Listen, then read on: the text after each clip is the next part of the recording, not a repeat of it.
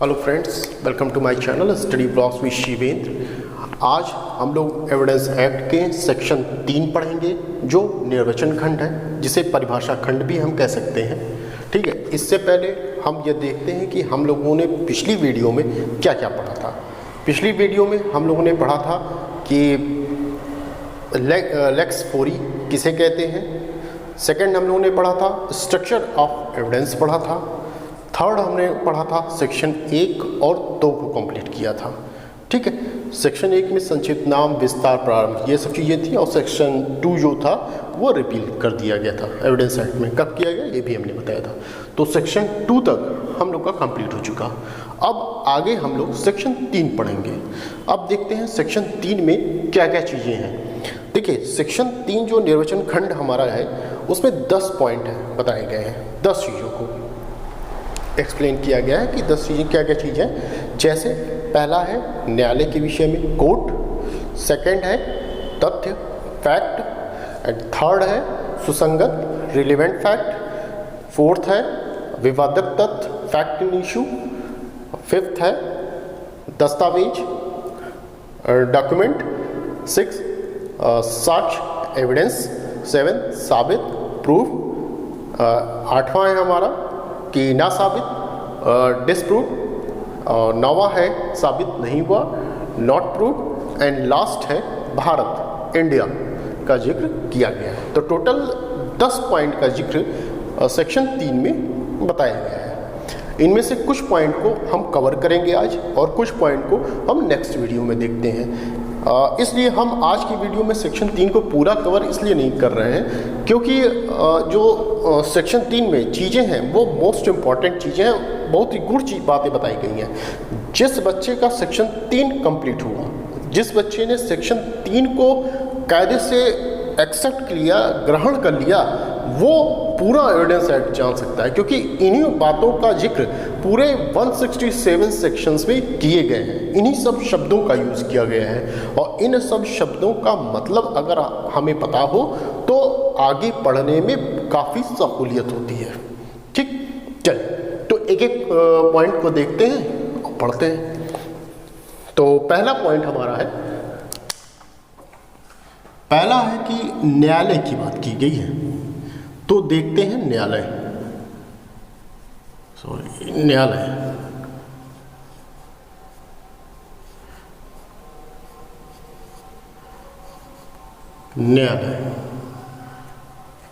न्यायालय की बात की गई। न्यायालय क्या होता है इसके बारे में हमने पिछली वीडियो में बताया था आपको कि कोर्ट क्या है। कोर्ट क्या है कि एक कोर्ट जो लोग समझते हैं कि ईंट सीमेंट का एक बनाया हुआ ढांचा है, ये ऐसा बिल्कुल नहीं है। या एक जो घरनुमा बिल्डिंग बनाई होती है उसको न्यायालय कहते हैं, ऐसा नहीं है। बल्कि न्यायाधीश या मजिस्ट्रेट जिस स्थान पर न्यायिक कार्यवाही करते हैं उस स्थान को ही न्यायालय कह दिया गया है। हमने ये भी बताया था आपको कि केहर सिंह के मामले में जो न्यायाधीश जेल के अंदर कार्रवाई कर रहे थे तो उस जेल को ही कोर्ट कह दिया गया था। ठीक, जुडिशियल प्रोसीडिंग क्या होती है ये भी हमने बताया था आपको कि भारतीय साक्ष्य अधिनियम में जुडिशियल प्रोसीडिंग की डेफिनेशन नहीं दी गई है। इसकी डेफिनेशन हमें सीआरपीसी में मिलती है, 2I में मिलती है सीआरपीसी में। ठीक है, चलिए न्यायालय में देखते हैं क्या क्या है। देखिए, न्यायालय में शामिल क्या है ये बताया गया है सेक्शन 3 में। ठीक है, तो न्यायालय में सभी न्यायाधीश को शामिल किया गया। सभी न्यायाधीश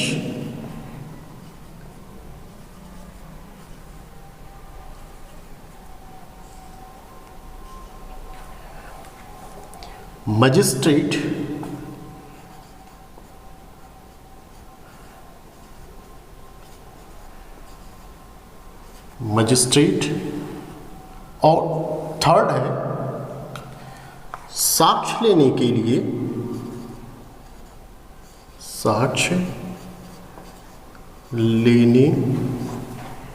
के लिए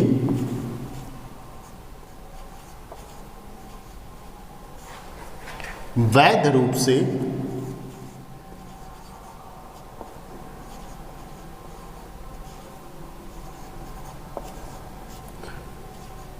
प्राधिकृत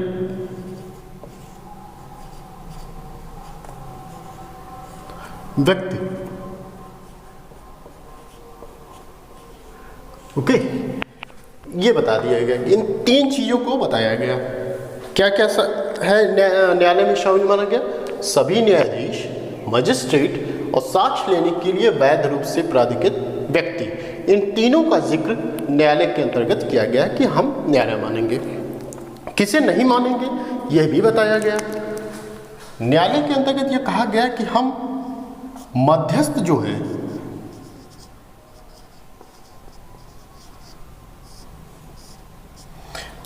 इसको हम नहीं मानेंगे, ये नहीं शामिल है न्यायालय की परिभाषा में।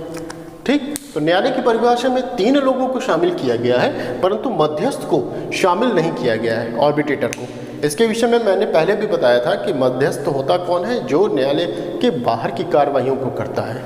ठीक है, और तो इसीलिए इसको शामिल नहीं माना जाता है। इसमें सभी न्यायाधीश को माना जाता है, मजिस्ट्रेट को माना जाता है, और थर्ड हमने बताया कि साक्ष्य लेने के लिए वैध रूप से प्राधिकृत व्यक्ति, ये इनकी क्यों जरूरत पड़ती है हमें? इनकी देखिए जरूरत, जो ये पॉइंट है हमारा, इनकी ज़रूरत इसलिए पड़ती है कि हमारे यहाँ कुछ साक्षी देखिए ऐसे होते हैं जो कि न्यायालय में जाकर गवाही देते हैं, परंतु कुछ साक्षी ऐसे भी होते हैं जो कि असमर्थ होते हैं और वह न्यायालय में जाकर गवाही नहीं दे सकते हैं, किसी भी कारणों से, शारीरिक रूप से या किसी रोग के कारण वह न्यायालय में नहीं जा सकते। तो इसके लिए न्यायालय क्या करता है कि एक व्यक्ति को अपने तरफ से प्राधिकृत व्यक्ति को नियुक्त करता है, यहाँ उसको अधिकार देता है कुछ। तो ऐसे व्यक्ति को जिसे न्यायालय द्वारा नियुक्त किया गया है, वह जाकर उस व्यक्ति का साक्ष्य लेता है जो कि असमर्थ है न्यायालय में आने में। ठीक, तो ये सब चीज़ें हैं आपकी न्यायालय के अंदर डेफिनेशन में ये शामिल मानी गई।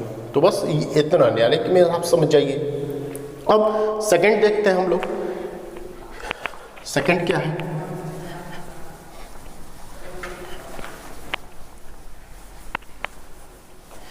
सेकंड हमारा है फैक्ट, तथ्य की बात करते हैं।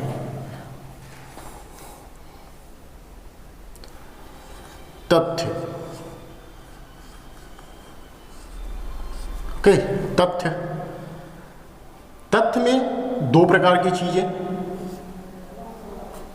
भौतिक तथ्य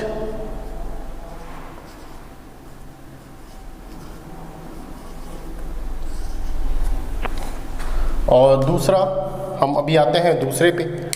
भौतिक को पहले देख लेते हैं। इसमें क्या कहा गया है? कोई वस्तु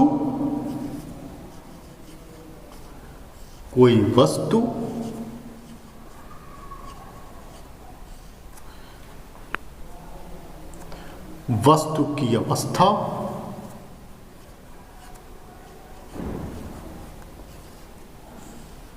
वस्तुओं की अवस्था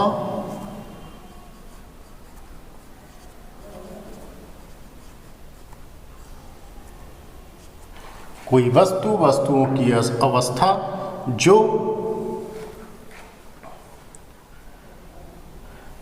भौतिक तथ्य और मानसिक तथ्य। कोई वस्तु, वस्तुओं की अवस्था या वस्तुओं का संबंध या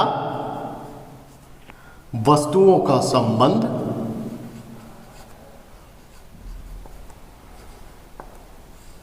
वस्तुओं का संबंध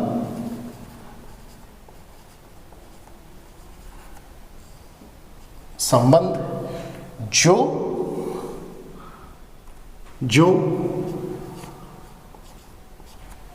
इंद्रियों द्वारा बोधगम्य हो।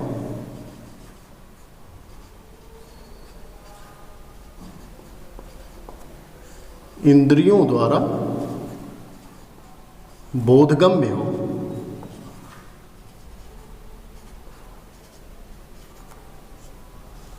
बोधगम्य हो। ओके, ये हो गया कोई वस्तु, वस्तुओं की अवस्था या वस्तुओं का संबंध जो इंद्रियों द्वारा बोधगम्य हो, उसे भौतिक तथ्य कहा गया। अब इसमें एक पॉइंट और है, मानसिक तथ्य की बात की गई है कि मानसिक तथ्य क्या है।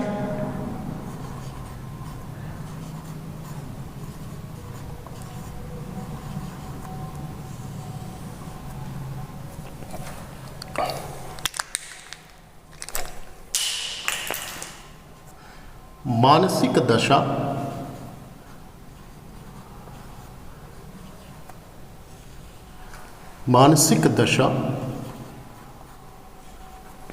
जिसका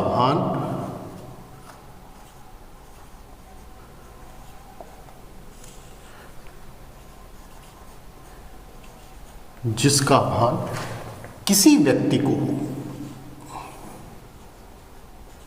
किसी व्यक्ति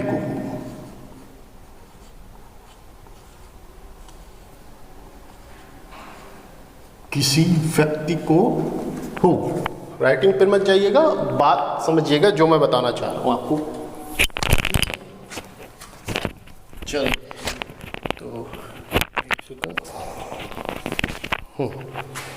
तो दो चीजें, फैक्ट हमने बताया कि फैक्ट क्या है। फैक्ट में देखिए ये इंपॉर्टेंट है आपके लिए, ये जानना कि तथ्य क्या होता है। उसके बाद आप जानेंगे कि ये क्या भौतिक क्या होता है और मानसिक तथ्य क्या होता है। फैक्ट क्या होता है? देखिए फैक्ट इस संसार में जो भी हम कुछ कर रहे हैं, जो भी काम क्रियाकलाप जो कुछ भी हम कर रहे हैं, बोल रहे हैं, सुन रहे हैं, कर रहे हैं, जो भी कुछ कर रहे हैं वो फैक्ट के अंतर्गत आएगा। कुछ कह रहे हैं, सुन रहे हैं, किसी के विषय में हम कोई धारणा बना रहे हैं, कोई हमारे अंदर से कोई मतलब सद्भावपूर्वक कोई हम कार्य कर रहे हैं या कपटपूर्वक कोई कार्य कर रहे हैं, वो सभी चीज़ें आपकी फैक्ट के अंतर्गत आती हैं। कुछ भी हम कार्य करते हैं या सोचते हैं बैठ के, ठीक है, कि यार आज हमें ये पढ़ना है, कल हमें यहाँ जाना है, ठीक, जैसे सब चीज़ें हैं। हम पहले से प्रिपेयर करते हैं कोई भी चीज़, हमारा एग्ज़ाम आने वाला है, एग्ज़ाम आने से पहले हमें ये प्रिपेयर करना है, तो ये सब चीज़ें क्या है, ये फैक्ट है, सभी चीज़ें फैक्ट हैं। अब फैक्ट में हम देखते हैं कि दो चीज़ें होती हैं, एक भौतिक तथ्य होता है और दूसरा मानसिक तथ्य होता है, ठीक है, मेंटल आपका। भौतिक तथ्य किसे कहेंगे? भौतिक तथ्य में कहा गया है कि कोई वस्तु, वस्तुओं की अवस्था या वस्तुओं का संबंध जो इंद्रियों द्वारा बोधगम्य हो, ठीक है, यहाँ इंद्रियों द्वारा बोधगम्य की बात की गई है। इसका क्या मतलब है? कोई वस्तु है, ये वस्तु है, बोर्ड है, व्हाइट बोर्ड, ये वस्तु है, वस्तु की अवस्था क्या है, ये दीवार पर है, ठीक, अवस्था क्या है, दीवार पे है, और संबंध क्या है, ये किसी चीज पे टिका हुआ है, यह बोर्ड हमारा, यह संबंध इसका बताता है, ठीक है। और इंद्रिय द्वारा हम इसे बोधगम्य कर सकते हैं, छू सकते हैं, देख सकते हैं, ठीक। तो ये चीजें भौतिक तथ्य में, भौतिक तथ्य में एक सिंपल आप ये समझ लीजिए कि ऐसी चीजें होती हैं जिन्हें हम देख के आभास कर सकते हैं, सुन सकते हैं, ठीक है, सुन सकते हैं, बोल सकते हैं और इंद्रियों द्वारा बोधगम्य बना सकते हैं। ऐसी चीज़ों को भौतिक तथ्य कहेंगे। इन्हें आप इंग्लिश में कहें तो इनको क्या कहते हैं? भौतिक तथ्य को एक्सटर्नल कहते हैं, ठीक, एक्सटर्नल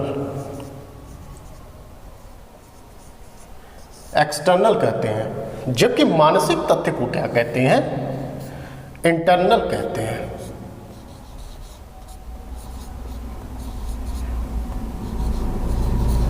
ठीक है, इंटरनल कहते हैं।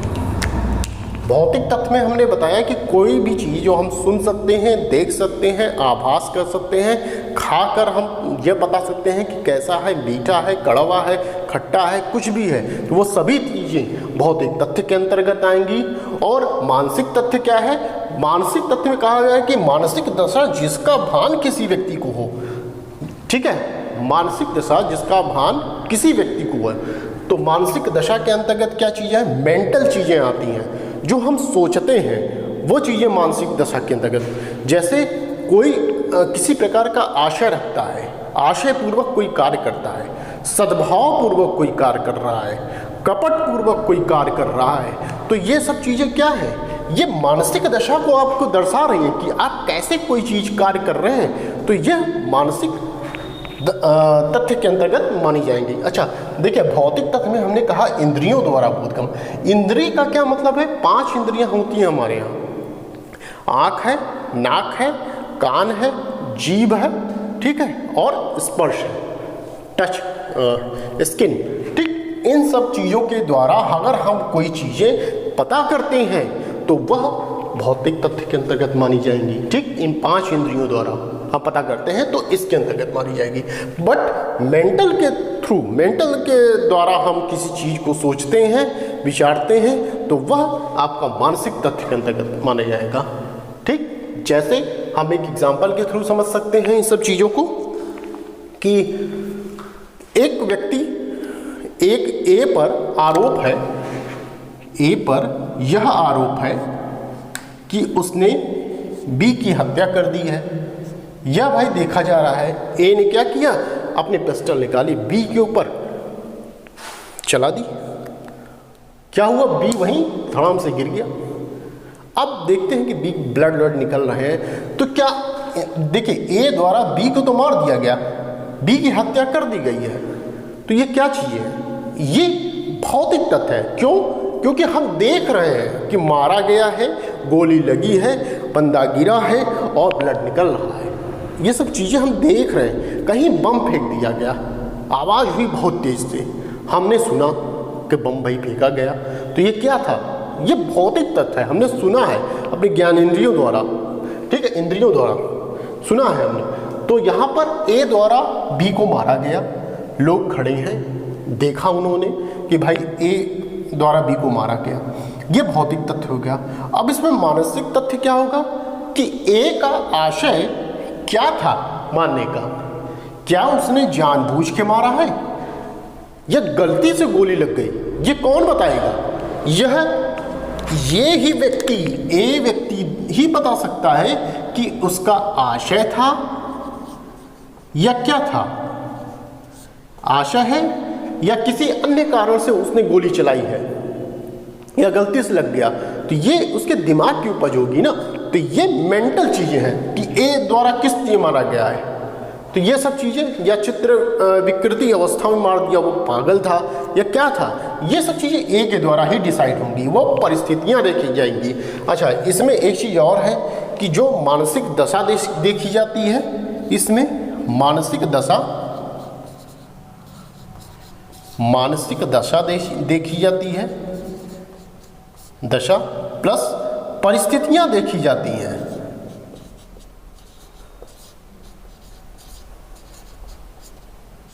वो परिस्थितियां, ये मानसिक दशा प्लस परिस्थितियां भी देखी जाती हैं कि क्यों मारा गया है। यह प्रूफ हो जाए कि भाई ए द्वारा बी को और अन्य अवसरों पर भी मारा गया था, ठीक, तो यह साबित हो जाएगा कि ए भाई आदती है मारने का, उसका आशय था कि बी की हत्या कारित करना, यह आशय था ए का। तो यहाँ पे क्या है, ये मेंटल चीज उसका देखा जाएगा, मेंटल फैक्ट देखा जाएगा, मानसिक तथ्य उसका यहाँ पे देखा जाएगा, ठीक है। चल, तो ये चीजें हो गई आपकी फैक्ट के विषय में। अब हम लोग नेक्स्ट देखते हैं, जो एविडेंस का सबसे मोस्ट इंपॉर्टेंट बिंदु कर दें, पॉइंट है हमारा, ठीक। चलिए, जो मैं बताता जा रहा हूँ उस चीज़ को आप लोग नोट डाउन भी करते जाइए, जैसे जैसे बताता जा रहा हूँ, किसी कॉपी पे आप लोग नोट्स बनाते जाइए। मैं शुरू से आपको पढ़ा रहा हूँ, ठीक है। चलिए नेक्स्ट पॉइंट देखते हैं हम लोग। देखिए, अब नेक्स्ट है हमारा सुसंगत तथ्य। सुसंगत तथ्य किसे कहते हैं?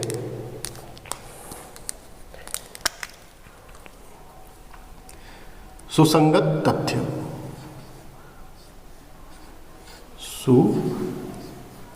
सुसंगत तथ्य, ओके।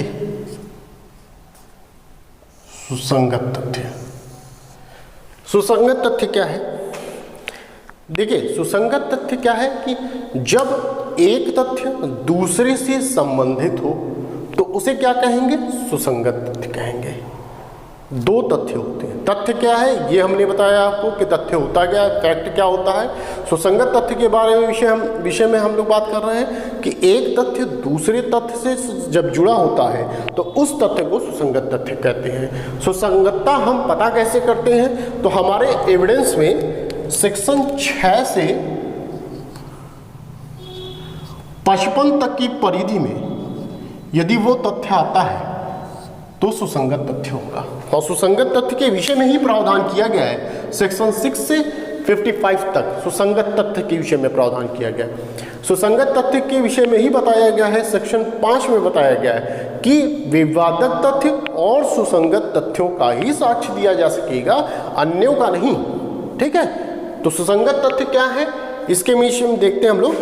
देखिए, सुसंगत तथ्य वे तथ्य होते हैं जो किसी वाद में विवादक तो नहीं होते हैं, परंतु वे विवादक तथ्य से के बारे में अनुमान इंगित करते हैं, बताते हैं विवादक तथ्य के बारे में। तो ऐसे तथ्य को सुसंगत तथ्य कहा जाता है। ठीक, अब सुसंगत तथ्य को एक एग्जाम्पल के थ्रू हम लोग समझते हैं, एक उदाहरण के द्वारा हम लोग समझते हैं कि सुसंगत तथ्य होता क्या है। देखिए, स्पष्ट है, नाम से ही स्पष्ट है। सुसंगत, यहाँ शब्द ही सुसंगत है। सुसंगत, किसी के साथ संगति, तो ऐसा तथ्य सुसंगत तथ्य कहलाता है। यहां देखिए, सु हो गया प्लस संगत हो गया। ठीक है, सुसंगत इक्वल टू सुसंगत, सुसंगत तथ्य। ठीक है, किसी के साथ जुड़ा हुआ, एक तथ्य दूसरे से जुड़ा हुआ, ऐसे तथ्य सुसंगत तथ्य। ठीक, मतलब ऐसा रहे कि वो तथ्य दूसरे पर डिपेंड करे, ऐसा ना हो कि एक तथ्य कुछ और कह रहा है, दूसरा तथ्य कुछ और कह रहा है, तब उसको हम सुसंगत तथ्य नहीं कहेंगे। दोनों तथ्य आपस में कनेक्ट हो, जुड़े हों, जो विवादक तथ्य के बारे में अनुमान इंगित कर दें, तो ऐसे तथ्य को हम सुसंगत तथ्य कहेंगे। जैसे एक एग्जाम्पल के थ्रू मैं बता रहा हूं आपको कि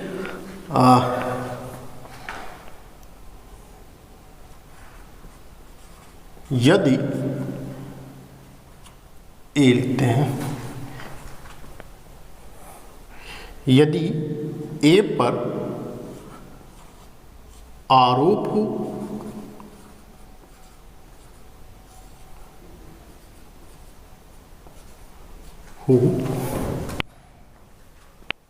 कि उसने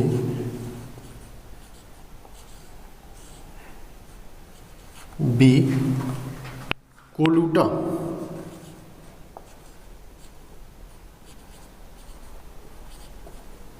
ओके। यदि ए पर आरोप हो कि उसने बी को लूटा, ये क्वेश्चन मार्क मान लीजिए, आप लगा दीजिए कि यदि ए पर आरोप हो कि उसने बी को लूटा, तो इसमें हम देखेंगे कि सुसंगत तथ्य कैसे आ रहा है। अब यहां क्या यह कहा गया कि पहले तो देखिए विवादित तथ्य हम जानेंगे कि इसमें इस चीज में ये जो हमने लाइन लिखा है वो ध्यान दीजिएगा, इसी में मैं दोनों लगभग बताने की कोशिश करूंगा। इसमें विवादित तथ्य यह होगा कि क्या ए द्वारा बी को लूटा गया, ये विवादित तथ्य है। अब इसी की खोज में हमें निकलना है, अब इसको एक्सप्लेन करना है, तभी वो पता चल पाएगा हमारा सुसंगत तथ्य। ठीक है, प्रश्न ये रहेगा, क्या ए को, देखिए विवादित तथ्य मैं बता रहा हूं ए द्वारा कि बी को लूटा गया, ये ऐसे, ये विवादित तथ्य है। ठीक है, अब हम इस पे क्या करते हैं कि देखिए एक्सप्लेन इस तरीके से कर रहे हैं कि जैसे अब यह हो कि जिस लूटने वाले स्थान पर है ए को जाते हुए देखा गया था, जहां लूट हुई थी उस स्थान पे उससे पहले, लूट होने से पहले ही ए को वहां पर जाते हुए देखा गया था। ठीक, एक पॉइंट तो ये बनता है कि हाँ भाई हो सकता है कि ए ने उसको लूटा हो, और एक पॉइंट आपका ये बनता है कि कभी देखिए ए क्या है, एक दुकान पर चाय पी रहा था। ठीक है, चाय पी रहा था एक दुकान पर, और सी द्वारा, कोई सी आदमी है, कोई सी है, सी द्वारा यह कहा जाता है कि भाई कल जहां लूट हुई थी वहाँ जो लूट हुई थी उस लुटेरे को पकड़ने के लिए पुलिस इधर ही आ रही है। अब ए ने सुन लिया कि भाई लूट हुई थी, अब हड़बड़ी मच गई उसको। अब उसने क्या किया कि जितना चाय, आधा कप या जो भी चाय पिया था उसने रखा और वहाँ से 9 2 11 हो गया, मतलब भाग लिया वहाँ से। तो ये क्या इशारा कर रहे हैं? ए द्वारा, सी द्वारा यह कहना कि जहाँ लूट हुई थी उस लुटेरे की खोज में पुलिस यहाँ आ रही है। ए इतना सुनता है, सुनते ही वह भाग लेता है। तो ये किस ओर इशारा कर रहे हैं? यह इशारा कर रहे हैं कि ए द्वारा बी को लूटा गया है। ये जो चीज़ें हुई हैं, क्रिया हो रही हैं, ये सब चीज़ें ये सुसंगत हैं। ठीक है, विवादक आपका ये था कि क्या ए द्वारा बी को लूटा गया, ये प्रश्न पूछा जा रहा है। अब इसी को सॉल्व कर रहा है मैटर को। तो ये सब चीज़ें क्या है कि बी जहाँ लूटा गया वहाँ ए को जाते हुए देखा गया था लूट से पहले। और दूसरी बात ये इशारा कर रहा है कि भाई जब पुलिस आ रही थी लुटेरे की खोज में इधर दुकान के पास, तो ए क्या है, आधी कप चाय पिया था तभी वो भाग लिया। तो ये सब क्या इशारा कर रहे हैं? ये इशारा ये कर रहे हैं कि ए द्वारा ही बी को लूटा गया। ठीक, ये सब सुसंगत तथ्य हैं। नेक्स्ट हम देख लेते हैं, दूसरा एग्जाम्पल हम देखते हैं। अच्छा, दूसरा है कि जैसे ए पर आरोप हो कि उसने बी को चाकू से मार दिया। किससे? चाकू से। ए पर आरोप है कि उसने बी को चाकू से मार दिया। अब इसमें सुसंगत तथ्य हम कैसे पता करेंगे? तो इसमें पहले विवादित तथ्य यह होगा, क्या ए द्वारा बी को चाकू से मारा गया? पहले तो प्रश्न यही होगा ना, पहले प्रश्न यह होगा कि ए द्वारा क्या बी को चाकू से मारा गया, ये प्रश्न होगा पहले। तो ये क्या है हमारा, ये विवादक तथ्य है। अब सुसंगत क्या होगा कि इसमें यह देखा जाए कि भाई जब चाकू से मारा गया, जिस दिन उससे एक दिन पहले वो किसी दुकान पर गया था और चाकू खरीदा था, नया रामपुरी चाकू लिया था उसने, खरीदा, चमचमाता हुआ चाकू लेके आया। और फिर दूसरे दिन यह कहते हुए सुना गया कि भाई बी की जो आदतें हैं वो बर्दाश्त के बाहर हो गई हैं, अब मुझसे सहा नहीं जाता। ये कौन कह रहा है? ये ए कह रहा है कि सहा नहीं जाता, अब मैं उसका काम तमाम कर दूंगा। ये सुनते कई लोगों ने सुना जब ए द्वारा ऐसा कहा गया। दूसरे दिन कि जहां बी को मारा गया था उसके घर से ए को निकलते हुए देखा गया और उसके कपड़े पर खून की छींटें थीं और जिस चाकू से बी को मारा गया था वह ए के घर से बरामद किया गया। तो ये सब क्या इशारा कर रहे हैं? ये सब किस तरफ इशारा कर रहे हैं? ये इशारा कर रहे हैं कि भाई ए द्वारा बी को चाकू से मारा गया। ये सब जो चीज़ें हुई हैं, जो चाकू खरीदना, ये कहना कि बी की आदतें बर्दाश्त के बाहर है, अब मैं उसे मार डालूंगा, ये और उसके घर से निकलना, उसके कपड़े पर ब्लड जो खून की छींटें लगे रहना, चाकू का घर से मिलना, ये सब क्या है? ये सभी चीज़ें सुसंगत तथ्य हैं। ठीक है, इसी से अनुमान लगाया जा रहा है कि क्या ए को बी ने मारा। ठीक है, इसीलिए मैंने आपसे बताया सुसंगत तथ्य क्या है। सुसंगत तथ्य वे तथ्य होते हैं जो किसी वाद में विवादक तो नहीं होते हैं, ठीक है, परंतु वे विवादक तथ्य के बारे में, ये विवादक तथ्य के बारे में अनुमान इंगित करते हैं। इनके बारे में अनुमान इंगित किया, ये अनुमान इंगित किया कि क्या ए द्वारा बी को मारा गया, ये हमारा प्रश्न था, ये विवादक तथ्य था। इसके बारे में क्या अनुमान इंगित किया जा रहा है? यह अनुमान इंगित किया जा रहा है कि भाई चाकू खरीदा गया और यह कहा गया कि बी की आदतें बर्दाश्त के बाहर है, उसको मैं आज निपटा दूंगा, ये कहा गया। और उसके घर से बी को निकलते हुए, ए को निकलते हुए देखा गया और ब्लड की छींटें उसके कपड़े पर लगी हुई थी, चाकू का इसके घर से मिलना ए का। ये सब क्या है? क्या अनुमान इंगित कर रहा है? विवादक तथ्य क्लियरिफाइड कर रहा है कि भाई ए द्वारा बी को चाकू से मारा गया। ठीक, समझ में आया? डेफिनेशन जो है इसीलिए मैंने कहा बेयर एक्ट साथ में रखिए, पढ़िए। यदि मैं हिंदी बोल रहा हूँ तो आप इंग्लिश देख लीजिए, इंग्लिश वाले। यदि इंग्लिश जो हिंदी बोल रहा हूँ, हिंदी वाले तो हिंदी जान ही रहे हैं फिर तो, ठीक। तो ये शायद आप समझ चुके होंगे कि क्या कहने का तात्पर्य है और सुसंगत तथ्य किसे कहा जा रहा है। फिर से एक बार रिपीट कर दूं मैं, सुसंगत तथ्य कहा गया वे तथ्य होते हैं जो किसी वाद में विवादक तो नहीं होते, ठीक, परंतु वे विवादक तथ्य से इसको ध्यान में रखते हुए करिए, परंतु वे विवादक तथ्य से इस प्रकार संबंधित होते हैं कि उनके बारे में, किसके बारे में, विवादक तथ्य के बारे में अनुमान इंगित करते हैं, ठीक। इसी के बारे में अनुमान इंगित कर रहे हैं, या इसके बारे में अनुमान इंगित कर रहे हैं कि किस प्रकार चाकू से मारा गया, किस प्रकार लूट की गई, किसने किया, क्या परिस्थितियां थी। तो ये सब क्या अनुमान इंगित, विवादक तथ्य के बारे में अनुमान इंगित। विवादक तथ्य यहाँ पे क्या था, क्या ए द्वारा बी को लूटा गया, ये विवादक तथ्य था, इसके बारे में अनुमान इंगित किया गया। यहाँ क्या था, ए द्वारा बी को चाकू से मारा गया, ये विवादक तथ्य था, इसके बारे में अनुमान इंगित किया गया, ठीक। तो ये सभी चीजें आपकी सुसंगत तथ्य के अंतर्गत मानी जाएंगी। आई होप आपको समझ में आया होगा कि सुसंगत तथ्य क्या है, रिलेवेंट फैक्ट इसको कहते हैं, ठीक है। चलिए नेक्स्ट पॉइंट देखते हैं हम लोग, तथ्य के विषय में हम लोग पढ़ते हैं, ठीक है, जिसे क्या कहते हैं, फैक्ट इन इशू, विवादक तथ्य। विवादक तथ्य होते क्या है, देखिए विवादक तथ्य क्या है कि दो पक्षकारों के मध्य जो विवाद की विषय वस्तु है वही चीज विवादक तथ्य होते हैं, जिसमें एक पक्षकार उस चीज को स्वीकार करता है कि हाँ भाई ऐसा हुआ है, और दूसरा पक्षकार कहता है कि नहीं ऐसा नहीं हुआ है, ठीक। अर्थात एक पक्ष हाँ कहता है और दूसरा पक्ष ना कहता है।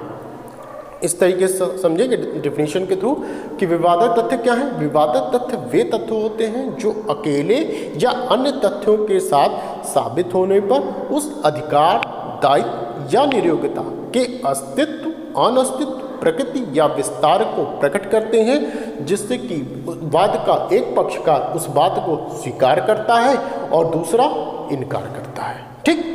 तो ये विवादक तथ्य होते हैं। सिंपल भाषा में हमने कहा कि विवादक तथ्य दो पक्षकारों के बीच विवाद की कोई विषय वस्तु होती है, ठीक, जिसमें एक पक्ष उस बात को मानता है और दूसरा पक्ष जो है उस बात को मानने से इनकार करता है कि नहीं ऐसा नहीं हुआ था।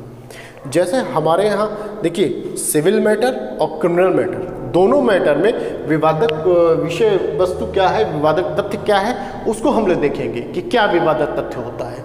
जैसे हम सिविल मैटर की बात करें तो उसमें क्या विवादक तथ्य होगा,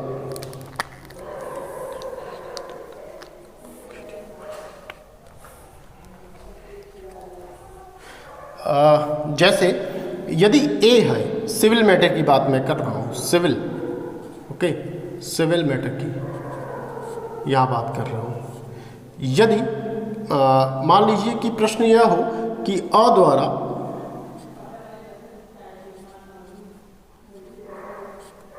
ब से संविदा की गई,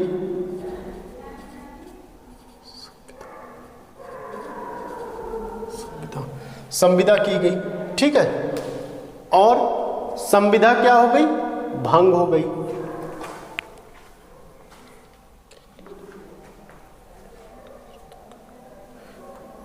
संविदा ब से, अ द्वारा ब से संविदा की गई और संविदा भंग हो गई, संविदा हो गई, फिर संविदा क्या हो गई, भंग हो गई, संविदा भंग हो गई। यहां पर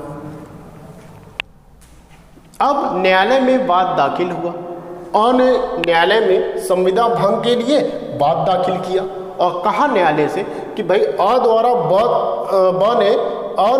अ द्वारा ब से संविदा की गई थी, जिसको ब ने क्या किया, संविदा भंग किया, और क्षतिपूर्ति मुझे 5,000, ब से किया तो क्षतिपूर्ति कितनी, 5,000 रुपये हमें चाहिए, ये उसने कहा। ध्यान दीजिएगा कि अ द्वारा ब से संविदा की गई थी, कोई भी संविदा मान लीजिए हो गई कि भाई किसी कपड़े का व्यापार था, यह कहा गया कि भाई हम इस फला डेट को हम इनसे कपड़ा लेंगे, यह कहा गया, और फला डेट को ब कपड़ा देने से इनकार कर दिया, और यह कहा गया कि यदि आप इनकार करेंगे तो हम 5,000 रुपये आपसे ले लेंगे। ऐसा मान लीजिए कि इन दोनों के मध्य हुआ था बात, ठीक। अब ब ने इनकार कर दिया। अब क्या होता है, अ के पास यह राइट है कि वह कोर्ट में जाए और अपने संविदा का पालन करवाने के लिए ब को कहे। तो यहाँ पे प्रश्न यह उठेगा, जो विवादित तथ्य होगा, विवादित तथ्य किसके मध्य, अ के मध्य और ब के मध्य है मामला चल रहा। तो अब विवादित तथ्य होगा, क्या अ द्वारा ब से संविदा की गई थी, क्या अ और ब के मध्य संविदा हुई थी। दूसरा, क्या क्षतिपूर्ति की राशि 5,000 रुपये निर्धारित की गई थी। ठीक है, तो ये सब क्या रहेंगे, ये हमारे विवादित तथ्य रहेंगे, ठीक है। और नेक्स्ट हम कहेंगे कि क्या ब ने संविदा भंग किया। पहला, क्या अ और ब के मध्य संविदा हुई थी, फर्स्ट। सेकंड, क्या ब द्वारा संविदा भंग किया गया, सेकंड पॉइंट था। थर्ड, क्या संविदा भंग की जो क्षतिपूर्ति की राशि है वो 5,000 रुपये थी। ये तीनों पॉइंट क्या है, ये विवादित तथ्य है। अब इन्हीं को साबित करने से हमारा क्या होगा, विवादित तथ्य सॉल्व होगा। सॉल्व कैसे होगा, अब सुसंगत तथ्य इसमें आएगा तब जाके सॉल्व होगा। अब दिखाएंगे कि भाई ये पर्ची है, देखिए फला डेट को हमसे और इनसे कॉन्ट्रैक्ट हुआ था। अब ये क्या कर रहे हैं, ये सुसंगत तथ्य होगा। जो वो दिखाएंगे, वो डेट दिखाएंगे कि ये डेट को हम दोनों लोगों ने साइन किया था, अ और ब ने साइन किया था, और उसी में यह लिखा हुआ है कि यदि आप हमें फला टाइम पे चीज़ें कपड़ा मुहैया नहीं कराएंगे तो 5,000 रुपये आपको क्षतिपूर्ति देनी होगी, यह भी जिक्र है उसमें। तो ये सब क्या है, एज ए प्रूफ आप लेके आ रहे हैं कोर्ट में, और ये सुसंगत माना जाएगा, ठीक। ये इस क्वेश्चन की तरफ कि क्या अ ब के मध्य संविदा हुई थी, इस पर इंगित करता है, अनुमान इंगित कर रहा है इस पे। तो क्या है ये आपका, ये विवादित तथ्य हो जाएगा यहाँ पर।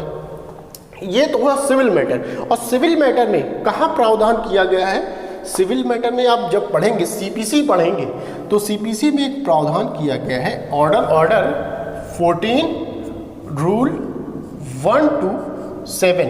ये प्रावधान आपका सीपीसी में किया गया है, ठीक। ये सिविल मैटर में बताया गया है, विवादित तथ्य से संबंधित मैटर। यहाँ पे ये विवादित तथ्य से संबंधित मैटर बताया गया है। प्रावधान ऑर्डर 14 रूल 1 to 7 आपको मिल जाएंगे, ठीक है। तो ये रहा आपका विवादित तथ्य से संबंधित सिविल मैटर में। अब देखते हैं क्रिमिनल मैटर में क्या है मामला।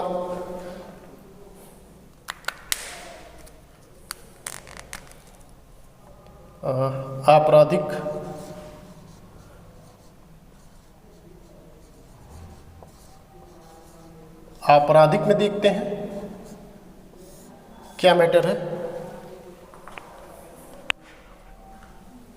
यदि मान लीजिए यदि ए पर बी की हत्या का आरोप है, ठीक है, हत्या का आरोप है, ए पर बी की हत्या का आरोप है। अब इसमें विवादित तथ्य क्या होगा, अब इसमें विवादित तथ्य यह होगा कि क्या ए द्वारा बी की हत्या की गई, क्या ए का आशय बी की हत्या कारित करना था, क्या ए ने गंभीर और अचानक प्रकोपन के कारण बी की हत्या कारित की। ये सभी मैटर जब न्यायालय में कोई मामला जाता है तो कोर्ट क्या कहती है, ये सब चीज़ें देखती है कि भाई हत्या, ऐसा नहीं है कि भाई हत्या कारित की, अगर ए ने हत्या कर दी, ए ने हत्या मान लीजिए कर दी और दिखा दिया सब चीज़, तो तुरंत ही फांसी की सज़ा दे दी ना। इससे पहले इन सब चीज़ों पे गौर करेगी कि क्या ए ने ही हत्या किया है, ऐसा तो नहीं कि किसी अन्य ने हत्या किया है, ए को फंसा रहा हो तो ए की हत्या की है, क्या ए का इंटेंशन उसको मारने का था। अच्छा, ये भी ध्यान देगी कि जितना आशय आपका रहेगा उसी हिसाब से आपको दंड दिया जाएगा। यदि आपका पक्का इंटेंशन उस व्यक्ति को मारना था तो उसी हिसाब से दंड जाएगा। यदि गलतीवश आपने मार दिया तो वहाँ आपका दंड थोड़ा चेंज हो जाएगा। परिस्थितियां चेंज हो जाएंगी। यदि गंभीर और अचानक प्रकोपन उस पक्ष के द्वारा दिया गया था जिसकी हत्या कारित की गई, तो वहाँ स्थिति और चेंज हो जाएगी। तो ये सब चीज़ें न्यायालय देखती है कि क्या वो परिस्थितियां विद्यमान थी उस समय जिस समय उस बंदे की हत्या कारित की गई। ठीक है, तो ये सब चीज़ें आपराधिक मैटर में ये हो जाता है। विवादित तथ्य आपराधिक मैटर में क्या होता है कि विवादित तथ्य आपराधिक मैटर में किसी अपराध के जो आवश्यक तत्व होते हैं, आरोप में जो अपराध के आवश्यक तत्व होते हैं, वही विवादित तथ्य आपके माने जाते हैं। जैसे चोरी का कोई मैटर है, इसमें मान लीजिए चोरी का मैटर है और आपको पता है कि चोरी के 5 एलिमेंट हैं। ठीक है, 5 एलिमेंट जब तक पूर्ण ना हो, 5 1 2 3 4 5 ये 5 चीजें जब तक पूर्ण न हो तब तक चोरी नहीं मानी जाएगी। जब चोरी का मैटर न्यायालय में आएगा तो न्यायालय यह देखेगा कि क्या ये 5 बातें पूर्ण हो रही हैं चोरी के लिए। यदि इसमें से एक भी गायब होगी तो वह चोरी का रूप नहीं लेगी। यही बात कहा गया है कि आपराधिक मैटर में विवादित तथ्य वो तथ्य होते हैं जो कि आरोप लगाए जाते हैं, जो कि अपराध में जो आवश्यक तत्व होंगे आपराधिक मैटर में, वही विवादित तथ्य होंगे। ठीक है, तो ये चीजें हैं आपकी, ये हमने विवादित तथ्य बता दिया आपका कि सिविल मैटर में कैसे क्या चीजें हैं। सिविल मैटर में हमने बताया विवादित तथ्य क्या होते हैं, दोनों पक्षकारों के मध्य विवाद के विषय वस्तु को भी विवादित तथ्य कहा जाता है। जो विवाद की विषय वस्तु है उससे संबंधित मैटर विवादित तथ्य। आपराधिक मैटर में है क्या कहा गया कि जो अपराध किया गया है उस अपराध का आवश्यक तत्व जो है वो विवादित तथ्य माना जाएगा। अच्छा, यहाँ पे जैसे अब सिविल मैटर में जो था हमने बताया कि ये संविधा भंग किया, तो जब ये मामला न्यायालय द्वारा निर्धारित कर दिया जाता है, निर्णय सुना दिया जाता है, तो उससे अ का अधिकार उत्पन्न होता है, अ का अधिकार हो जाएगा और बी का दायित्व उत्पन्न हो जाएगा। अधिकार क्या रहेगा कि वह ले सकता है उस पैसे को, और बी का दायित्व क्या है, चलो तुम पैसा दो। ये आपका उत्पन्न हो जाता है, जो हमने डेफिनेशन बताया फैक्ट इन इशू में। ठीक है, तो ये चीजें आपका विवादक तथ्य से संबंधित है। चलिए नेक्स्ट टॉपिक हमारा क्या है, विवादक व सुसंगत तथ्य में अंतर, फैक्ट इन इशू और रिलेवेंट फैक्ट में अंतर। विवादक तथ्य में हम देखिए बात करते हैं कि विवादित तथ्य में यह कहा गया है कि किसी विवादित तथ्यों के साबित होने पर वाद का निर्णय हो जाता है और सुसंगत तथ्यों के साबित होने पर विवादित तथ्यों के अस्तित्व का पता चलता है। ठीक, विवादित तथ्यों के साबित होने पर वाद का निर्णय, मामला पूरा रफा दफा हो जाएगा। यहाँ क्या कह रहा है, सुसंगत तथ्यों के साबित होने पर क्या हो जा रहा है, विवादित तथ्यों के अस्तित्व का पता चलता है। हमने बताया आपका, जैसे ए को बी ने क्या ए द्वारा बी को लूटा गया, यह कहा गया कि भाई जो जहाँ लूट हुई थी पुलिस खोज करने के लिए आ रही है, ए क्या किया, आधा कप चाय पिया, चल दिया। तो यहाँ क्या कह रहा है, विवादित तथ्यों के अस्तित्व का पता चलता है कि भाई उसने ही लूट की थी इसलिए वो भाग गया। तो विवादित तथ्य का जब मामला पूरा फाइनल हो गया तो वाद का निर्णय हो जाएगा विवादित तथ्य साबित होने पर। सुसंगत तथ्य का साबित हो गया तो विवादित तथ्यों के अस्तित्व का पता चल जाएगा। ठीक, सेकंड ये कहा गया कि विवादित तथ्य को ही प्रधान या मुख्य तथ्य भी कहा जाता है, अर्थात इसी को प्रिंसिपल फैक्ट या फैक्टम प्रोबेंडम के नाम से भी जाना जाता है। किसको, प्रधान या मुख्य तथ्य को भी कहा जाता है। ठीक, इसी को प्रधान या मुख्य तथ्य कहते हैं, लैटिन भाषा में फैक्टम प्रोबेंडम के नाम से जाता है। ये देखिए कभी कभी आपसे ये प्री में क्वेश्चन पूछ लिया जाता है ऑप्शन देके कि फैक्टम प्रोबेंडम किसे कहा जाता है, तो आप बताएंगे ये विवादित तथ्य को कहा जाता है। फैक्टम प्रोबेंडम लैटिन भाषा में है। और यहाँ पर सुसंगत तथ्य को क्या कहा जाता है, साक्ष्य तथ्य कहा जाता है। फैक्टम प्रोबेंडी या एविडेंशियरी फैक्ट कहा जाता है। यहाँ पे ये याद रखिएगा आप, दो चीजें याद रखिएगा आप। ठीक है, यहाँ फैक्टम प्रोबेंडम, फैक्टम प्रोबेंडी याद रखिए, ये लैटिन शब्द है, ये विवादक तथ्य के लिए है और ये सुसंगत तथ्य के लिए है। ठीक, लास्ट आपका इसमें है कि दो पक्षकार, विवादित तथ्य होता क्या है कि दो पक्षकारों के बीच विवाद के कोई भी विषय वस्तु हो सकती है। ठीक, ये विवादित तथ्य में आएगा कि दो पक्षकार हैं, दो पक्षकारों के बीच विवाद के कोई भी विषय वस्तु हो सकती है। जबकि सुसंगत तथ्य में क्या है कि सुसंगत तथ्य जो है वह भारतीय साक्ष्य अधिनियम 1872 के धारा 6 से लेकर 55 तक की परिधि में होना चाहिए, तब सुसंगत तथ्य माना जाएगा। ठीक, तो ये आपके अंतर हैं विवादक तथ्य और सुसंगत तथ्य के विषय में। अब देखिए, जैसे हमारे यहाँ फैक्ट इन इशू विवादित तथ्य कहा जाता है, और इसी को सीबीसी में क्या कहा जाता है, इशू इन फैक्ट्स। उल्टा कर दीजिए, ये फैक्ट इन इशू है विवादित तथ्य, सीबीसी में इशू इन फैक्ट कहा जाता है। ये एक नोट करके आप लिख सकते हैं। तो बस आज के लिए इतना ही, हम लोग यहाँ तक पढ़ते हैं और आगे अब अगले वीडियो में हम लोग देखेंगे कि दस्तावेज क्या है, साक्ष्य क्या है, साबित, ना साबित, साबित नहीं हुआ और भारत, इन सब चीज़ों को कवर करेंगे। ठीक, अब यहाँ तक आप आए हैं, अगर मेरी वीडियो आपको थोड़ी सी भी पसंद आई हो तो प्लीज़ वीडियो को लाइक, शेयर एंड सब्सक्राइब कर दीजिएगा और बेल आइकन को भी प्रेस कर दीजिएगा, जिससे कि आने वाली जो भी मैं वीडियो डालूंगा उसके नोटिफिकेशन आपको मिलते रहें। ठीक, आप कमेंट के माध्यम से मुझे बता भी सकते हैं कि कैसा वीडियो लगा आपको मेरा। ठीक, तो बस आज के लिए इतना ही, फिर मिलते हैं नेक्स्ट वीडियो में। Thank you.